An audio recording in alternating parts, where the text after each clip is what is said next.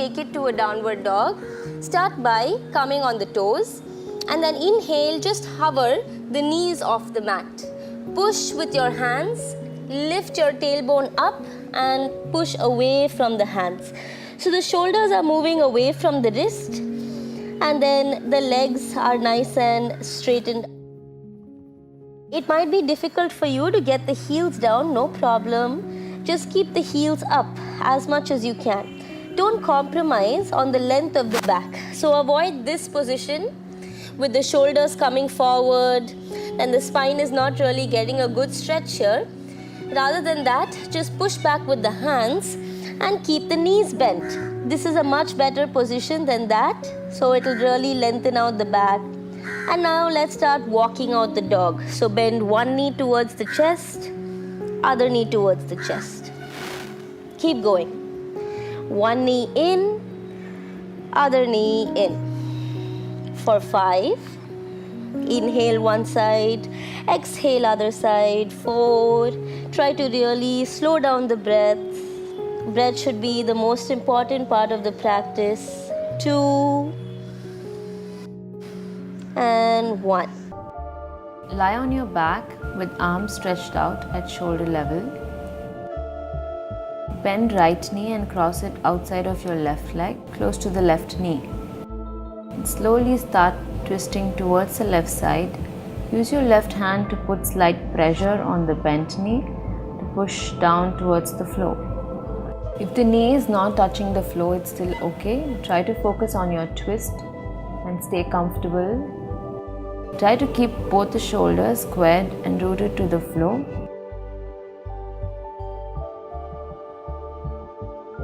If the right shoulder is off the floor, it's no problem. Just try and be aware of it.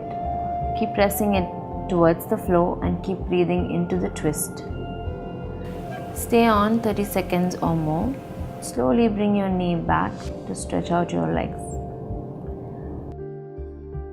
Now we repeat the same on the other side. Bend your left knee to twist to the right side. Use your right hand to press the knee down as much as you can. Press your left shoulder towards the floor. Breathe into your spine and feel the twist. So lie down on your abdomen. Try to keep your heel closer, your palms near your side of your chest. Now inhale and then come up such that the navel point touches on the mat. Above your navel, nothing should be on the mat. Okay? Lift your chin up, look at the ceiling. Stay here for 5 breaths.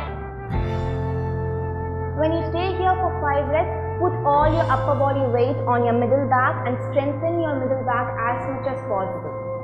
And exhale down. Now we'll do one more variation in Bhujangasana.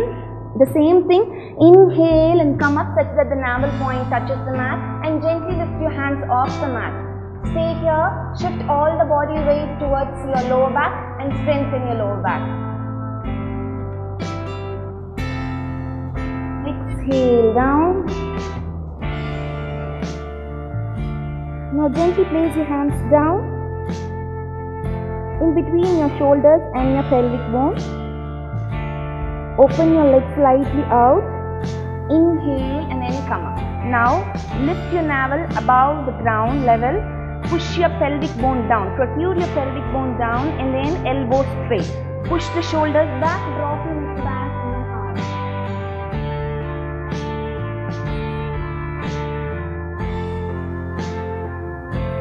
Exhale down.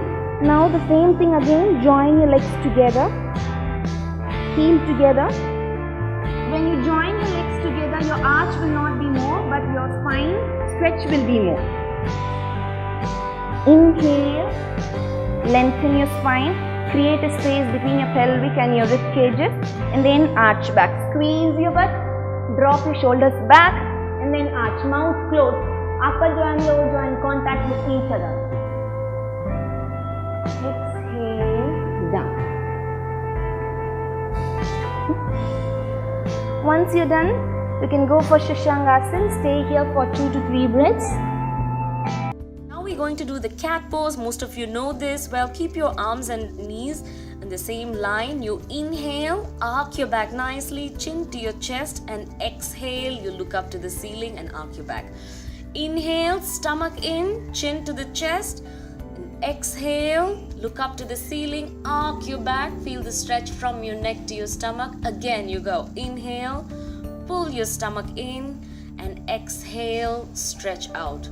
Do this at least 10 times. Well, most people can do it at least 20 times. It's a very, very easy pose and it helps your back a great deal.